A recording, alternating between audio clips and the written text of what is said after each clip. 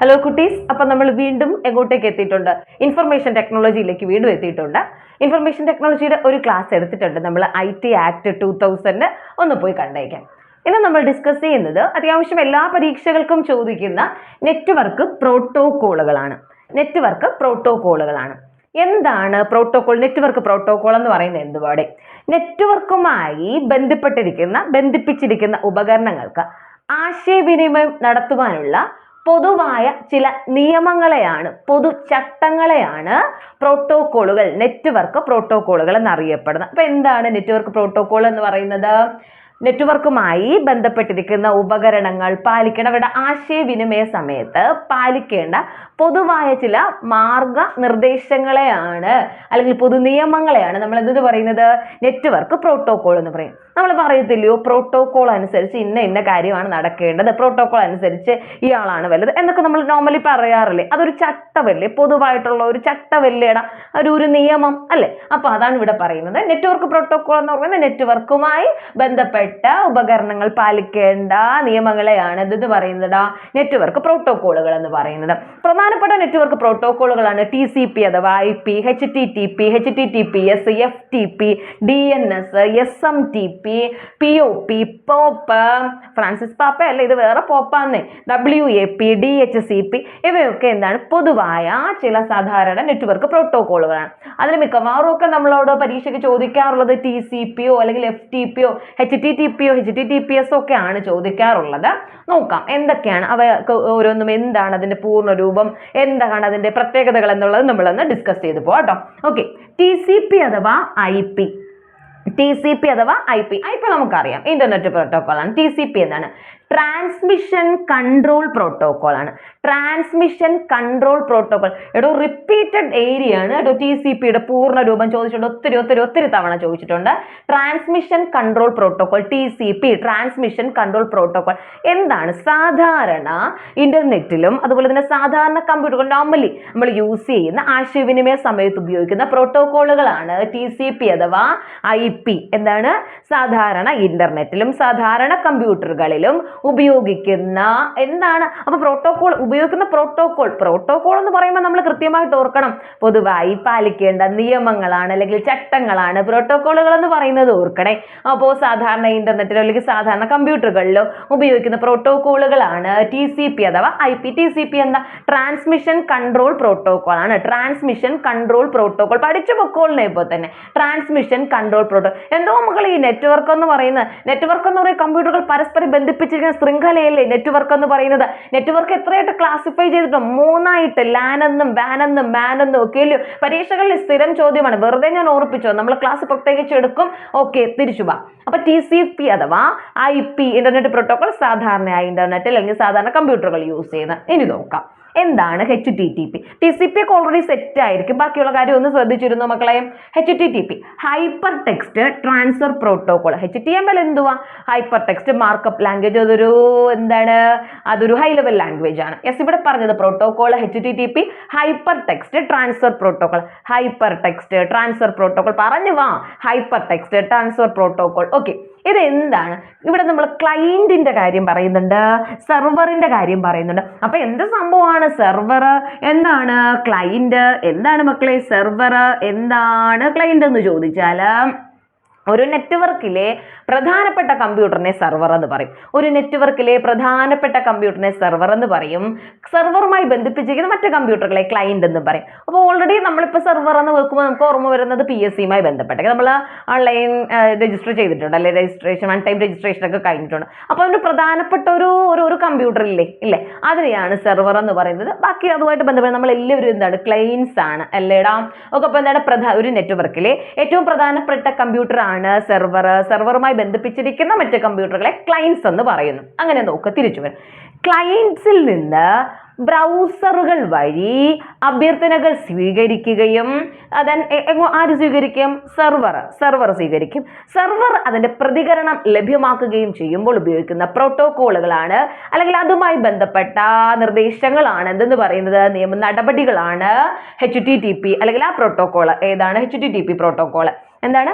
ക്ലയന്റിൽ നിന്നും അഭ്യർത്ഥനകൾ സ്വീകരിക്കുകയും സെർവർ അതിന് പ്രതികരണം ലഭ്യമാക്കുകയും ചെയ്യുന്ന ഉപയോഗിക്കുന്ന ആ ഒരു സാഹചര്യത്തിൽ, അത്തരം സാഹചര്യങ്ങളിൽ ഉപയോഗിക്കുന്ന പ്രോട്ടോകോളാണ് HTTP.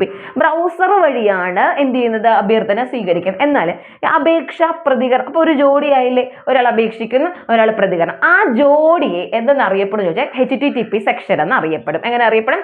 HTTP section.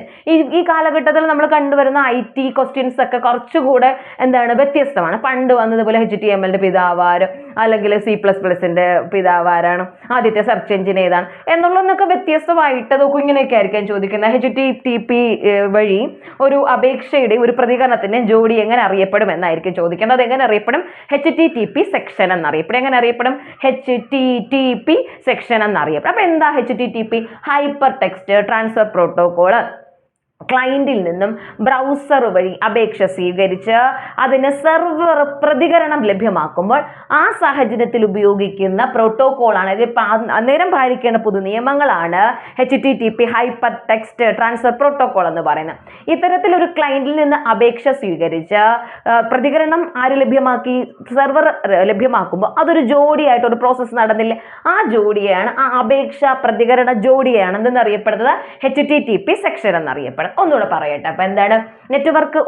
നെറ്റ്വർക്കുമായി ബന്ധിപ്പിച്ചിരിക്കുന്ന ഉപകരണങ്ങൾ പാലിക്കേണ്ട പൊതു നിയമങ്ങളാണ് പ്രോട്ടോകോളുകൾ എന്നറിയാം. നെറ്റ്വർക്ക് പ്രോട്ടോകോളുകൾ എന്നറിയപ്പെടുന്ന പ്രധാനപ്പെട്ട പ്രോട്ടോകോളുകൾ ഏതൊക്കെയാണ്? TCP അഥവാ IP, HTTP, HTTPS, FTP, DNS, SMTP, POP, WAP, DHCP എന്നിവയാണ്. ആദ്യം പറഞ്ഞത് ഏതാണ്? TCP അഥവാ IP, ട്രാൻസ്മിഷൻ കൺട്രോൾ പ്രോട്ടോകോൾ അഥവാ ഇന്റർനെറ്റ് പ്രോട്ടോകോൾ. സാധാരണയായിട്ട് ഇന്റർനെറ്റുകളിൽ, സാധാരണ കമ്പ്യൂട്ടറുകളിൽ ഉപയോഗിക്കുന്ന പ്രോട്ടോകോളുകളാണ്, അല്ലെങ്കിൽ അത്തരത്തിലുള്ള കമ്പ്യൂട്ടറുകൾ പാലിക്കേണ്ട നിർദ്ദേശങ്ങളാണ് HTTP hyper text transfer protocol. ക്ലയന്റിനും സെർവറിനും ഇടയിലുള്ള ആശയവിനിമയമായി അത്തരത്തിൽ അപേക്ഷയും പ്രതികരണ ജോഡികളെ എന്തെന്നറിയപ്പെടും? HTTP സെക്ഷൻ എന്ന് അറിയപ്പെടും.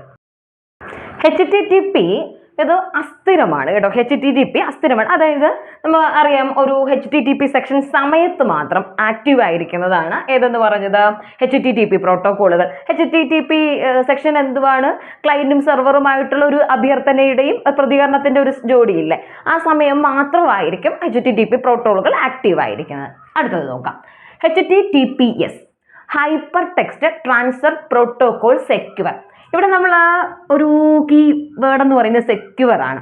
ഇന്റർനെറ്റ് വഴിയുള്ള ആശയവിനിമയങ്ങളെ സുരക്ഷിതമാക്കുന്നതിനുള്ള പ്രോട്ടോകോളുകളാണ് HTTPS എന്ന് പറയുന്നത്.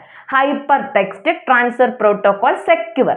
ഇന്റർനെറ്റ് വഴി ഉള്ള ആശയവിനിമയം സുരക്ഷിതമാക്കാൻ, ഇന്റർനെറ്റ് വഴിയുള്ള ആശയവിനിമയം സുരക്ഷിതമാക്കാനുള്ള പ്രോട്ടോകോളുകളാണ് HTTPS hyper text transfer protocol secure. Secure എന്ന് കേൾക്കുമ്പോൾ തന്നെ നമുക്ക് അറിയാൻ പറ്റും, ഉറപ്പായിട്ടും അറിയാനായിട്ട് പറ്റും. ഓക്കെ, അടുത്ത FTP file transfer protocol. FTP file transfer protocol ഒത്തിരി തവണ PSC ചോദിച്ചിട്ടുള്ള FTPയുടെ പൂർണ്ണരൂപം. ഇനി ഇതിന് പ്രത്യേകിച്ച് നമ്മൾ പഠിക്കേണ്ട ഒരു കാര്യമില്ല. ഫയൽ ട്രാൻസ്ഫർ പ്രോട്ടോകോൾ എന്ന് പറയുന്ന സാധനം എന്താണെന്ന് നമുക്ക് അറിയാം, നടപടികളാണ്. ഫയൽ ട്രാൻസ്ഫർ എന്ന് പറയുന്നത് അതിനകത്ത് കിട്ടിയില്ലേ മക്കളെ? ഫയൽ ട്രാൻസ്ഫർ, അതായത് ഡാറ്റ, ഫയൽ, പ്രോഗ്രാമുകൾ എന്നിവ ട്രാൻസ്ഫർ ചെയ്യാൻ, എന്നിവയുടെ കൈമാറ്റ സമയത്ത് പാലിക്കേണ്ട പൊതു നിയമങ്ങളെ കുറിച്ച് പറയുന്ന ആ ഒരു പ്രോട്ടോകോളാണ് ഇത് FTP അഥവാ ഫയൽ ട്രാൻസ്ഫർ പ്രോട്ടോകോൾ. കാണാതെ പഠിക്കേണ്ട വലിയ കാര്യമുണ്ട് ഇവിടെ? ഇല്ലെന്ന്, നോക്കി അങ്ങ് ഇരിയെന്ന്. അപ്പൊ ഫയൽ ട്രാൻസ്ഫർ പ്രോട്ടോകോൾ, പല ആൾക്കാരും നമ്മൾ ഏതെങ്കിലും ഇതുപോലത്തെ ടോപ്പിക് ഒക്കെ വരുമ്പോൾ സ്കിപ്പ് ചെയ്ത് പോകരുത്. ഒരു ടോപ്പിക്കും സ്കിപ്പ് ചെയ്യാനായിട്ടില്ല. നമുക്ക് വളരെ സെലക്റ്റീവായിട്ട് നമ്മൾ സിലബസ് ബേസ് ചെയ്ത കാര്യങ്ങൾ മാത്രമേ നമ്മൾ ക്ലാസ്സിൽ ഡിസ്കസ് ചെയ്യത്തുള്ളൂ. അതുകൊണ്ട് ഒരു വീഡിയോ സ്കിപ്പ് ചെയ്യാതെ തന്നെ കാണണേ. അപ്പോൾ file transfer protocol data, file, program എന്നിവയുടെ കൈമാറ്റവുമായി ബന്ധപ്പെട്ട ആ സാഹചര്യങ്ങൾ ഉപയോഗിക്കുന്ന പ്രോട്ടോകോളുകളാണ് ഫയൽ ട്രാൻസ്ഫർ പ്രോട്ടോകോൾ എന്ന് പറയുന്നത് കേട്ടോ. ഓക്കെ, then എന്താണ് DNS? ഒരു പക്ഷേ P കാണാത്തത് കൊണ്ട് പ്രോട്ടോകോൾ ആണോ അപ്പം ഇങ്ങനെയൊക്കെ ചോദിച്ചത് താഴെ പറയുന്നത് അല്ലെ, ഇന്റർനെറ്റ് പ്രോട്ടോകോളുകൾക്ക് അല്ലെങ്കിൽ നെറ്റ്വർക്ക് പ്രോട്ടോകോളുകൾക്ക് ഉദാഹരണങ്ങളായവ ചോദിച്ചിട്ട് DNS തന്നു കഴിഞ്ഞാൽ ചിലപ്പോൾ നമ്മൾ എഴുതത്തില്ല, P കാണും, പ്രോട്ടോകോൾ കാണും എന്ന് വെച്ചിട്ട് മക്കളെ ശ്രദ്ധിച്ചിരുന്നു. DNS ഓൾസോ എന്ത് തന്നെയാണ്? ഒരു പ്രോട്ടോകോൾ ആണ്. ഡൊമെയിൻ നെയിം സിസ്റ്റം ആണ്. എന്താണെന്ന് ചോദിച്ചു കഴിഞ്ഞാൽ നമ്മൾ ബ്രൗസറുകളുടെ അഡ്രസ് ബാറിൽ നമ്മൾ വെബ് അഡ്രസ് ടൈപ്പ് ചെയ്യുമ്പോൾ അതിനെ IP അഡ്രസ് ആക്കി മാറ്റാൻ ഉപയോഗിക്കുന്നത്. അത്തരത്തിൽ ആ സാഹചര്യത്തിലുള്ള പ്രോട്ടോകോളുകളാണ് എന്തെന്ന് പറയുന്നത്, DNS അഥവാ ഡൊമെയിൻ നെയിം സിസ്റ്റം എന്ന് പറയുന്നത്. ഇപ്പോൾ വെബ് ബ്രൗസറിൽ അഡ്രസ് ബാറിൽ അഡ്രസ്സ് ടൈപ്പ് ചെയ്യുമ്പോൾ അത് ആ അഡ്രസ്സ് എന്തായിട്ട് IP അഡ്രസ്സിലാക്കി മാറ്റി തരാൻ, IP അഡ്രസ്സ് തരാനായിട്ട് ഉപയോഗിക്കുന്ന പ്രോട്ടോകോളാണ് DNS അഥവാ ഡൊമെയിൻ നെയിം സിസ്റ്റം. DNS ഒക്കെ ചോദിക്കുന്ന, ഡൊമെയിൻ നെയിം സിസ്റ്റം ഒക്കെ ചോദിക്കാറുള്ളതാണ്. Okay, DNS domain name system എന്ന് അറിയപ്പെടുന്നത്. ഒന്നുകൂടെ പറയട്ടെ, HTTPS hyper text transfer protocol secure, hyper text transfer protocol secure. ആശയവിനിമയം, ഇന്റർനെറ്റ്, ആരുടെ ആശയവിനിമയം നമ്മൾ തമ്മിൽ സംസാരിക്കുന്നതാണോ? നോ. അപ്പോൾ എന്താണ്, മേ ബി ലൈക്ക് ദൈസ്. ഇപ്പൊ നമ്മൾ നിങ്ങൾ ഇത് കണ്ടുവരുമ്പോഴത്തേക്കും ഇന്റർനെറ്റ് വഴിയാണല്ലോ ആശയങ്ങൾ കൈമാറ്റം ചെയ്യപ്പെടുന്നത്. Okay, hyper text transfer protocol secure, internet വഴിയുള്ള ആശയവിനിമയം സുരക്ഷിതമാക്കാനായിട്ട്, ഇന്റർനെറ്റ് വഴിയുള്ള ആശയവിനിമയം സുരക്ഷിതമാക്കാനായിട്ട്. എടാ മക്കളെ, സുരക്ഷിതമായ കാര്യം പറയുമ്പോഴാണ് എന്തുകൊണ്ട് ഈ ഫയർവാൾ എന്ന് പറയുന്നത്? ഫയർവാൾ എന്തുവാടെ? ഫയർവാള് ഓക്കെ, കമ്പ്യൂട്ടർ നൽകുന്ന സുരക്ഷിതത്വം, കമ്പ്യൂട്ടറിന്റെ സുരക്ഷാ സംവിധാനമാണ് ഫയർവാൾ. റിപ്പീറ്റഡ് ക്വസ്റ്റ്യൻ അല്ലേ? ഫയർവാൾ എന്താണ്? ഫയർവാൾ കമ്പ്യൂട്ടറിന് അല്ലെങ്കിൽ സിസ്റ്റത്തിന് നൽകുന്ന പ്രൊട്ടക്ഷനെയാണ് എന്തെന്ന് പറയുന്നത്? ഫയർവാൾ എന്ന് പറയുന്നത്. ഫയർവാൾ ആ സിസ്റ്റത്തിന് നൽകുന്ന പ്രൊട്ടക്ഷൻ ആണെങ്കിൽ എന്താണ് എൻക്രിപ്ഷൻ എന്ന് പറയുന്നത്? എൻക്രിപ്ഷൻ എന്താണ് മക്കളെ? എൻക്രിപ്ഷൻ ഇന്റർനെറ്റിലൂടെ പങ്കുവയ്ക്കുന്ന ഡാറ്റകൾക്ക് നൽകുന്ന സുരക്ഷിതത്വമാണ്. നിങ്ങൾ വാട്സ്ആപ്പ് ചാറ്റുകളുടെ ഒക്കെ ആരംഭം എന്തുവാ? Your chats are end to end encrypted എന്നല്ലയോ പറയുന്നത്. അപ്പൊ എന്താണ് നമ്മൾ അയക്കുന്ന ഇന്റർനെറ്റിലൂടെ? വാട്സപ്പിന്റെ കാര്യം മാത്രമല്ലോ, വാട്സപ്പ് നമുക്ക് കുറച്ചുകൂടി റിലേറ്റ് ചെയ്യാൻ പറ്റുന്നുണ്ട് പറഞ്ഞതേ ഉള്ളൂ. ഇന്റർനെറ്റിലൂടെ പങ്കുവയ്ക്കുന്ന ഡാറ്റകൾക്ക് നൽകുന്ന സുരക്ഷിതത്വമാണ് എൻക്രിപ്ഷൻ എന്ന് പറയുന്നത്. എന്നാൽ എന്താ ഡിജിറ്റൽ സിഗ്നേച്ചർ എന്ന് പറയുന്നത്? ഡിജിറ്റൽ സിഗ്നേച്ചർ എന്തുവാ മക്കളെ? ഡിജിറ്റൽ സിഗ്നേച്ചർ കമ്പ്യൂട്ടറിലൂടെ അല്ലെങ്കിൽ ഇന്റർനെറ്റിലൂടെ വിവരങ്ങൾ പങ്കുവയ്ക്കുന്ന വ്യക്തികളുടെ സുരക്ഷിതത്വം ഉറപ്പാക്കുന്ന, വ്യക്തികൾക്ക് നൽകുന്ന സുരക്ഷിതത്വത്തെയാണ് എന്തെന്ന് പറയുന്നത്? ഡിജിറ്റൽ സിഗ്നേച്ചർ എന്ന് പറയുന്നത്. കമ്പ്യൂട്ടർ നൽകുന്നത് ഫയർവാൾ ആണ്, ഡാറ്റകൾക്ക് എൻക്രിപ്ഷൻ ആണ്, വ്യക്തികൾക്ക് നൽകുന്നത് ഡിജിറ്റൽ സിഗ്നേച്ചർ ആണ്. കൂട്ടത്തിൽ നമുക്കറിയാം എന്താ OTP എന്ന് നമുക്കറിയാം. OTP one time password. എന്താ വൺ ടൈം പാസ്വേഡ്? ഈ വൺ ടൈം പാസ്വേഡ് കൊണ്ടൊന്നും വൃത്തിയില്ലല്ലേ നമുക്ക്? എന്തുവാ സാധനം? നമ്മളിപ്പോൾ PSCക്കകത്ത് നമ്മളെ പ്രൊഫൈലിനകത്ത് കയറണമെങ്കിൽ അന്നേരം വെരിഫൈ OTP എന്നിട്ടൊരു സാധനം വരും അല്ലേ? അത് പിന്നെ മെനക്കെട്ട പരിപാടി. ഇപ്പൊ എല്ലാ കാര്യത്തിനും ഉണ്ട്. ബാങ്കിൽ പോയാൽ OTP വരും അല്ലെ, അക്ഷയ കേന്ദ്രങ്ങളിൽ പോയി കഴിഞ്ഞാൽ OTP വരും, എല്ലായിടത്തും OTP ആണ്. ഓൺലൈൻ ഇടപാടുകൾക്ക് നൽകുന്ന സുരക്ഷിത, റേഷൻ കാർഡിൽ പോയാലും അവിടെയും ഉണ്ടോ OTP. യെസ്. അപ്പോൾ firewall, encryption, digital signature, OTP one time password. Online ഇടപാടുകൾക്ക് നൽകുന്ന OTP ആണ്. ഫയർവാൾ കമ്പ്യൂട്ടർ നൽകുന്ന സുരക്ഷിതത്വം, എൻക്രിപ്ഷൻ ഡാറ്റകൾക്ക്, ഡിജിറ്റൽ സിഗ്നേച്ചർ ഡാറ്റകൾ പങ്കുവയ്ക്കുന്ന വ്യക്തികൾക്ക്, അഗൈൻ OTP എന്താണ്? ഓൺലൈൻ ഇടപാടുകൾക്ക്. Okay, yes. അപ്പോൾ FTP file transfer protocol, data, file, program എന്നിവ കൈമാറ്റം ചെയ്യപ്പെടുമ്പോൾ പാലിക്കേണ്ട നിയമാവലികളാണ് FTP അഥവാ file transfer protocol. DNS domain name system, web ബ്രൗസറുകൾ അഡ്രസ് ബാറിൽ അഡ്രസ്സ് ടൈപ്പ് ചെയ്യുമ്പോൾ അതിന് പകരമായിട്ട് IP അഡ്രസ് നൽകാനായിട്ട് ഉപയോഗിക്കുന്ന പ്രോട്ടോകോൾ ആണ് എന്തെന്ന് പറയുന്നത്? DNS. ഇത്രയും സെറ്റ് അല്ലേ? ഇത്രയും സെറ്റ് ആണെങ്കിൽ നമ്മൾ അടുത്തയിലേക്ക് പോകാമല്ലോ. ഓക്കെ അല്ലേ? Set. SMTP simple mail transfer protocol. SMTP എന്താണ്? Simple mail transfer protocol. അത് പറഞ്ഞപ്പോൾ തന്നെ കിട്ടിയ എന്താ? ഇമെയിൽ അയക്കുന്നതിനായിട്ട് ഉപയോഗിക്കുന്ന പ്രോട്ടോകോളാണ് SMTP അഥവാ സിമ്പിൾ മെയിൽ ട്രാൻസ്ഫർ പ്രോട്ടോകോൾ. ഇമെയിലിന്റെ പിതാവ് ആരാ? റേ ടോംലിൻസൺ ആണ്. ഇമെയിലിന്റെ പിതാവ് റേ ടോംലിൻസൺ ആണ്. എന്താ ഇമെയിൽ ബോംബിംഗ് എന്നറിയപ്പെടുന്ന? ബൾക്ക് മെയിൽസ് അയച്ച് ആ സെർവറിനെ ബിസി ആക്കി വെക്കുന്ന ക്രൈമിന് പറയുന്ന പേരാണ് ഇമെയിൽ ബോംബിംഗ് എന്ന് പറയുന്നത്. അപ്പൊ ഇമെയിൽ അയക്കുന്നതിനുള്ള പ്രോട്ടോകോള് SMTP ആണെങ്കിൽ ഇമെയിൽ സ്വീകരിക്കുന്നതിനുള്ളത് ചോദിച്ചാൽ അത് POP അഥവാ പോസ്റ്റ് ഓഫീസ് പ്രോട്ടോകോൾ ആണ്. അപ്പൊ ഇമെയിലുമായി ബന്ധപ്പെട്ട പ്രോട്ടോകോളുകൾ എന്ന് പറയേണ്ടി വരും അല്ലെ? രണ്ടെണ്ണം ഉണ്ട്. SMTP ഉണ്ട്, POP ഉണ്ട്. SMTP ഉണ്ട്, POP 3 മെയിൻ ആയിട്ട് യൂസ് ചെയ്യുന്നത്. POP 3 ആണ് എന്താ? ഇമെയിൽ സ്വീകരിക്കുന്നതിന് വേണ്ടിയുള്ള പ്രോട്ടോകോൾ പറയുന്നത്. നോക്കാം. SMTP simple mail transfer protocol. SMT simple mail transfer. ഇത് കേൾക്കുമ്പോൾ നമ്മൾക്ക് ഭയങ്കര സിമ്പിളാന്ന് വെക്കേ. അപ്പോൾ അതിനകത്ത് പോയിരുന്നിട്ട് 4 ഓപ്ഷൻ കാണുമ്പോഴാണ് എമ്മിന് പകരം മെയിൽ കാണും, വേറെ പലതും കാണുവേ. അപ്പൊ എന്താണ്? Simple mail transfer protocol. Email അയക്കുന്നതിന് അല്ലെ, സ്വീകരിക്കുന്നതിനാണെങ്കിലോ POP ആണ്. പോസ്റ്റ് ഓഫീസ് പ്രോട്ടോകോൾ ആണ്. പോസ്റ്റ് ഓഫീസ് പ്രോട്ടോകോൾ ആണ്. അത് ഇമെയിൽ സ്വീകരിക്കുന്നതിന് വേണ്ടിയിട്ട്. എന്താണ് WAP? Wireless application protocol.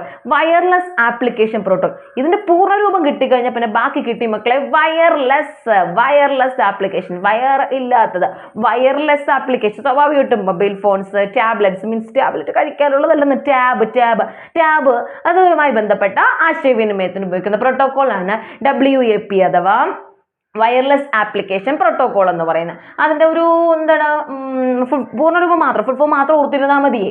Mobile, tabs അതിലൊക്കെ ഉപയോഗിക്കുന്ന തരം ആശയവിനിമയത്തിന് അവിടെ ഉപയോഗിക്കപ്പെടുന്ന പ്രോട്ടോകോളുകളാണ് വാപ്പ് അഥവാ വയർലെസ് ആപ്ലിക്കേഷൻ പ്രോട്ടോകോൾ എന്നറിയപ്പെടുന്നത്.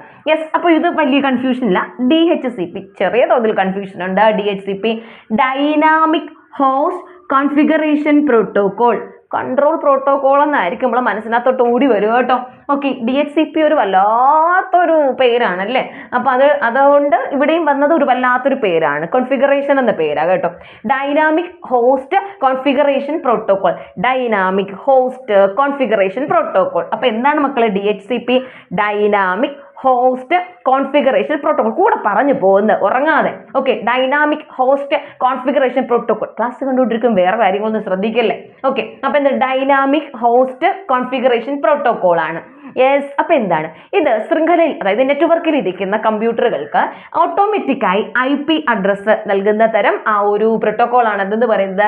DHCP എന്ന് പറയുന്നത്. ശൃംഖലയിൽ നെറ്റ്വർക്കിൽ ആക്റ്റീവായിട്ടിരിക്കുന്ന കമ്പ്യൂട്ടറുകൾക്ക് IP അഡ്രസ്, ഓട്ടോമാറ്റിക്കായി IP അഡ്രസ് നൽകുന്ന തരം പ്രോട്ടോകോളാണ് DHCP അഥവാ dynamic host configuration protocol. Dynamic host configuration protocol എന്ന് പറയും. ഒന്നുകൂടെ പറയട്ടെ. SMTP simple mail transfer protocol, email അയക്കുന്നത്. Simple mail transfer protocol, email അയക്കുന്നത്. ഇമെയിൽ സ്വീകരിക്കുന്നതാണെങ്കിൽ പോപ്പ് ആണ്. പോസ്റ്റ് ഓഫീസ് പ്രോട്ടോകോൾ പോപ്പ് 3 ആണ്. യെസ്, അപ്പോൾ WAP wireless application protocol mobile phone, tab തുടങ്ങിയ സംവിധാനങ്ങൾ ഉപയോഗിക്കുന്ന പ്രോട്ടോകോളാണ് WAP അഥവാ വയർലെസ് ആപ്ലിക്കേഷൻ പ്രോട്ടോകോൾ. DHCP എന്താ? ഡൈനാമിക് ഹോസ്റ്റ് കോൺഫിഗറേഷൻ പ്രോട്ടോകോൾ ആണ്. നെറ്റ്വർക്കിൽ ഇരിക്കുന്ന കമ്പ്യൂട്ടറുകൾക്ക് ഓട്ടോമാറ്റിക്കായി തന്നെ IP അഡ്രസ്സ് നൽകുന്ന തരം പ്രോട്ടോകോളാണ് DHCP അഥവാ ഡൈനാമിക് ഹോസ്റ്റ് കോൺഫിഗറേഷൻ പ്രോട്ടോകോൾ എന്ന് പറയും. ഇന്നത്തെ ക്ലാസ്സിൽ നമ്മൾ പഠിച്ച കാര്യം നിങ്ങൾക്ക് ഓക്കെ ആണ്, സെറ്റ് ആണെന്ന് തന്നെ ഞാൻ വിശ്വസിക്കുന്നു. അപ്പോൾ ITയുടെ ബാക്കിയുള്ള ടോപ്പിക്ക് തീർച്ചയായിട്ടും നമ്മൾ എക്സാം മുമ്പ് കവർ ചെയ്യും. ഒന്നുകൂടെ പറയട്ടെ, 10th ലെവൽ എക്സാമിന് മുമ്പ് എല്ലാ ടോപ്പിക്കും, മാത്സ് ഒഴികെയുള്ള എല്ലാ ടോപ്പിക്കും നമ്മൾ ക്ലിയർ ചെയ്യും. ഉറപ്പായിട്ടും കൂടെ പിടിച്ചോ മക്കളെ, ഫോളോ ചെയ്തോ, ഉറപ്പായിട്ടും സർക്കാർ ജോലി നിങ്ങൾക്ക് കിട്ടും. അപ്പോൾ subscribe, like, share, comment. Okay, മറ്റൊരു ക്ലാസ്സിൽ കാണാം. ബൈ.